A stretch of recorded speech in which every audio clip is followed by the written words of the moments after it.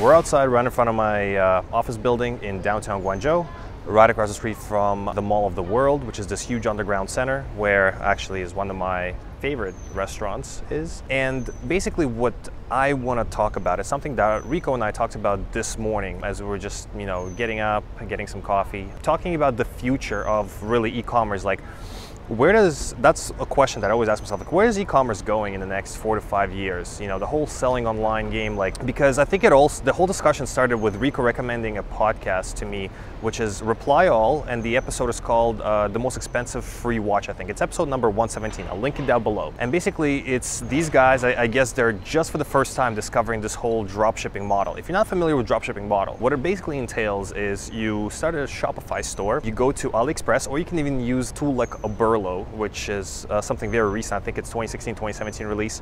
And you basically import a bunch of products and you make your site looks very pretty, very genuine, very organic, something that you would see like Gucci or Prada, like very simplistic, site. And you're basically selling these products. And once a customer purchases a product, you're like a middleman. You go to these AliExpress suppliers. A lot of times this can be automated, but you basically buy it and you send it to their address. The whole catch is, number one, it takes about 3 to 4 weeks to ship to a customer. Number two is a lot of times when the customer receives a product, probably 99.9% of the time, they're disappointed because it does not look like a picture. And in this podcast episode, they actually break down, how this guy bought a watch for it's free, but it's $10 shipping fee, which is in the dropshipping world referred as a free plus shipping offer. The watch looked very nice, but when he got it, it was actually kind of a piece of shit. So, he kind of lost there.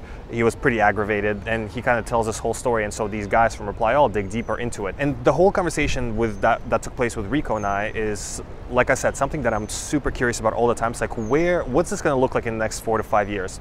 And here's kind of like what we unanimously agreed on. So I think dropshipping is going to be the first one to go, because if you really look deep down on the dropshipping platform, what it is basically you're taking advantage of people's lack of knowledge that AliExpress exists, and you're selling them $2 or $1 products that can be found in AliExpress for $20 or whatever, $30 sometimes it can be, right? And it's nice and all, on the surface when you're like, okay guys, you can start your first online business this way, but it's like you're really tricking people into buying shit that they could have bought themselves and been disappointed themselves, but instead they could have bought it for $2 rather than $20. I know that there are certain above board dropshippers that, for example, don't use AliExpress, but they use white label products, where it's like they basically find a factory or producer that they're like, hey, I'll do this distribution for you, and they basically create their own website and they use that the factory as a distributor. A lot of times those factories in USA, located in USA specifically, and then they send it out to US specifically customers. So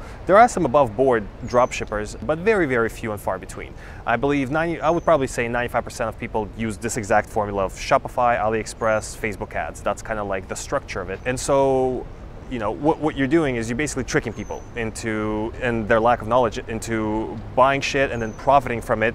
And what that results in, at the beginning, I'm guess when the thing is, I tried dropshipping myself, and within 2 weeks I quit it. I hated it. This was after Amazon. I was like, I'm so curious, what is the dropshipping game about?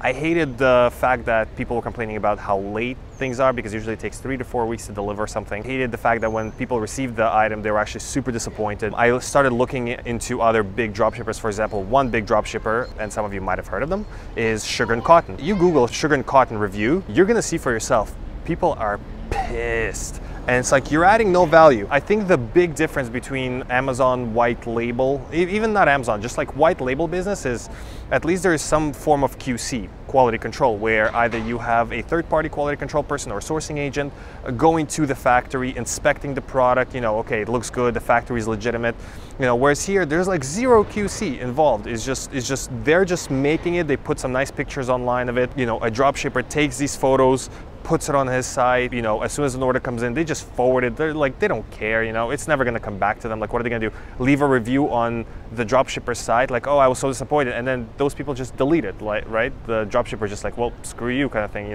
and it's this manufactured process. So I remember there was a video that I did before where I said, You could possibly start with drop shipping for about $1,000 before you get into Amazon. That's like a good way to do it. And if you listen to the podcast, the Reply All podcast, you can actually hear like they have a couple of dropshippers interviews where they're like, man, I started this and I curated a website. I learned how to do Shopify websites, templates. I learned how to add products from AliExpress to my websites, and I learned very little bit on Facebook ads. But the thing is, like, you're not guaranteed a sale and you're still spending money on Facebook ads. And Facebook ads is like a bottomless pit. Like, you really got to go down deep to understand how it works and learn it and all the updates. So it's like a very daily grind process, and like, you're not a guaranteed to make a sale. Like, I know two of my friends specifically from Chiang Mai, very close friends, that when they started, they were like $1,000 into the hole before they started making their first sale. Me personally, I spent about $500–600 on Facebook ads before I got my first sale, and then really quickly ramped up. I broke even and I got out of the game, and I never want to go back to dropshipping. And personally, even if I wasn't dropshipping right now, I would be looking for other terms of income, because I think the consensus was with Rico and I is, at the end of the day, it's all going to be brand. So, and this is something that a close friend of Rico's, who's now super successful guy, also by the name of Nick, guy from Enter China. He's one of the co-founders of Enter China, but they also have a YouTube channel. And Nick said this to Rico 3 years ago, and Rico's now trying to push me in that direction now, and I'm so realizing how correct he is. And basically what you're building eventually is like, I think there's levels to it. So let's talk about something that I personally know really well, which is Amazon. You can launch a product on Amazon and it could be doing really well. You can even brand that product, but unless you have your own site, you're trying to move towards an array of products that are related together. You're trying to move towards, customer control. So like, customer gives you a bad review, you're trying to follow up with them.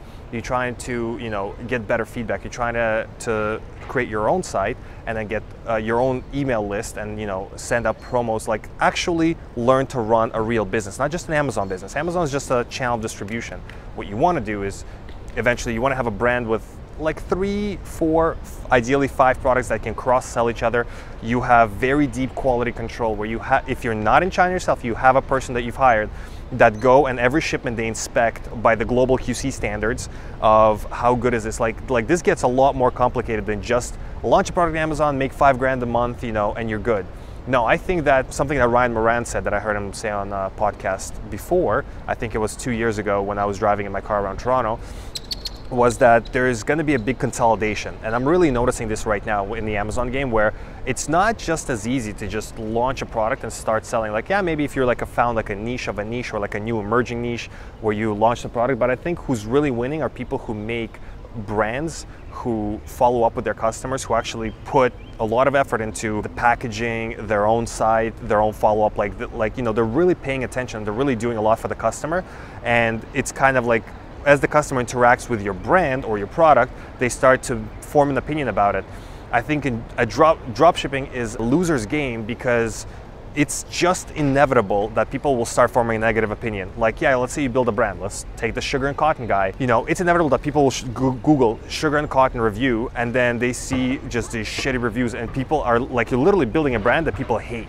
It's like you're becoming, I think it's Fairfax or Equifax, whatever, right? Like I heard John Oliver talk about these guys quite a few times, and it's just like a brand that people just hate more and more and more. And why would you want to do that? I mean, I get it, yes, money, okay, but I think how you make your money is just as important as how much money you make. Do you really, I mean, if you're in a tough, financial position, I can understand the allure of, oh, it's easy money. The thing is, it's not easy. Like, I actually did both dropshipping and Amazon. Dropshipping is so much harder than Amazon.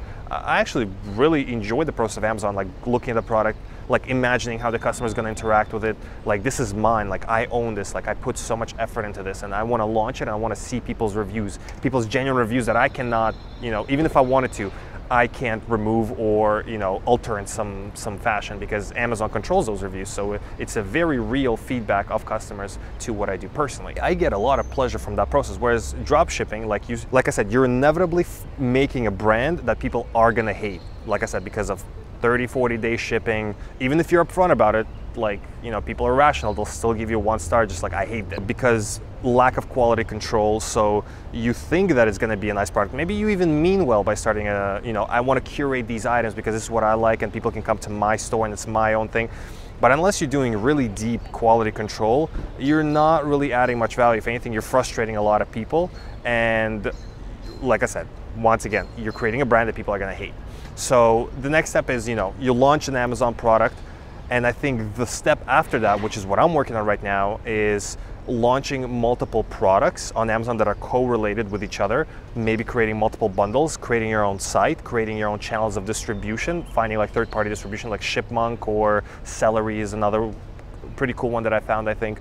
And trying to use Amazon as a platform for initial testing and distribution in US, in UK, and all of Europe, perhaps in Australia that's just opening up, Japan, Canada, but you're testing it, and once it's proven to be good, you launch another product, you bundle them together, you create your own site, then you register an LLC or a corporation or Hong Kong Corp, and you're slowly building it up, and that's how you turn one Amazon product that you've paid attention to, that people have reviewed, that people have used, eventually into a brand that people trust, and it's like a name that precedes itself. Like, when you go to buy Nike shoes, it might be expensive, but you're getting quality. Like, and you're gonna be taken care of. Like, if they're shitty shoes, you can bring it back and they'll replace it for you. And that's kind of where we're going here. Like 4 or 5 years from now, I think the biggest thing is gonna matter how people perceive your brand, your products, your name. Are they talking about you, that you're really good business? Even if you're small, like, you don't have to be a big business. Even if you're a small business, like, are your products quality? Are they adding to your good name? Or are they detracting from your name? Like, are you foregoing the quality control process, and 1 out of every 10 customers is super disappointed in what you're making, and then they're leaving reviews on Amazon or on your own site? And I think it's really not possible to feel good about something that you're doing, something that you find meaning in, and people are giving you shitty feedback and you ignoring it, thinking, unless you're a sociopath, I don't know, who knows. But for me personally, like, every time I get a 1-star, 2-star review, like, I feel really, like, it gives me a kick in the ass, like, man, I gotta solve this, Like, if a person's commenting, like, it's XYZ and I'm not happy about it, like, it makes me consider, makes me go back to the product, take out the product out of my shelf that I have in the office, and just go over it and everything. It's just like, how can I fix it? How can I make it better, Finding new suppliers, going out and finding better products, So I think that it's worth thinking, especially if you're at the very beginning of your journey. It's really worth thinking and rethinking how you're viewing what you're doing. Is this just a side, oh, I just want to do like 1 or 2 products that sell well, that are irrelevant to each other, but let's say I'm making 3, 4, whatever, 5 grand profit a month just so I can travel and have some side cash? Cool. Just know what you're getting in it for. But I think that